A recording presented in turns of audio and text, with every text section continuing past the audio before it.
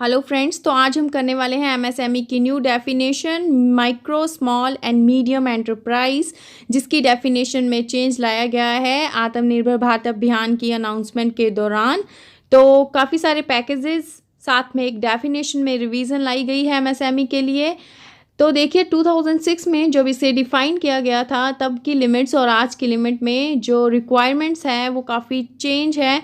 तो पहले की लिमिट काफ़ी कम थी और वो बेस्ड भी थी क्या प्लांट एंड मशीनरी पर, जो आज इसकी वजह से क्या हो रहा था कि काफ़ी सारे लोग एमएसएमई के दायरे में नहीं आ पा रहे थे, जिससे कि वो बेनिफिट्स जो कि एमएसएमई को दिए जाते हैं लाइक एग्जाम्पशन, सब्सिडीज़, कंपनसेशंस या लो इंटरेस्ट रेट, टैक्स एग्जाम्पशन, तो उनका फ़ायदा उन्हें नहीं मिल पा रहा था। तो काफ़ी सारे टाइम से रिप्रेजेंटेशन आ रही थी कि भी इसे चेंज किया जाए, तो वो मच अवेटेड जो चेंज था वो लाया गया है।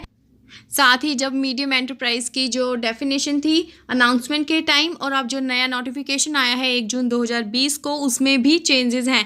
तो अब हमें सारे चेंज, अब नई डेफिनेशन जो कि 1 जून 2020 को आई है वही याद रखनी है। तो let's start about the definition. तो पहले तो यही है कि इन्वेस्टमेंट बेस थी पहले और अब हो गई है investment plus turnover base.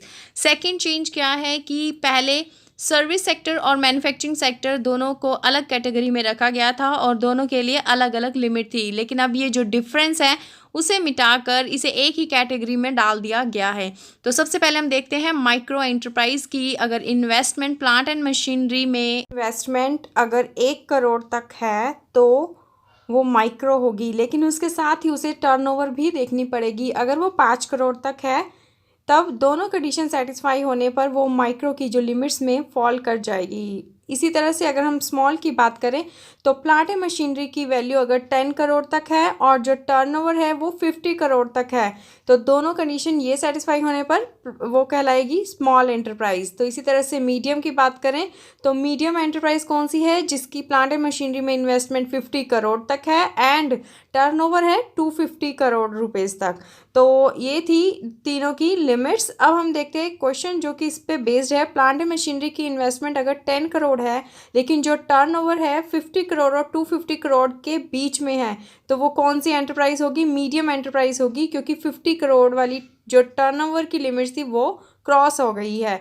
Plant and machinery के लिए वही सेल्फ डिक्लेरेशन वाला जो सर्टिफिकेट है वो चल जाएगा, लेकिन जो टर्नओवर है वो आपकी जीएसटी पोर्टल से वेरीफाई होगी, तो आपको केयरफुली उसको जो इन्फॉर्मेशन है वो अपलोड करनी है। इसके अलावा जो इसकी इफ़ेक्टिव डेट रखी गई है वो 1 जुलाई 2020 है, जो कि नोटिफिकेशन में आप देख सकते हैं लिखा हुआ है the notification shall come into effect from 1 जुलाई 2020। तो ये था जो डेफिनेशन में चेंजेस आए, उसकी इफेक्टिव डेट। तो that's all for the today. In case you have any query please write in comment section. Stay tuned to my channel for more updates. Thank you for watching my video.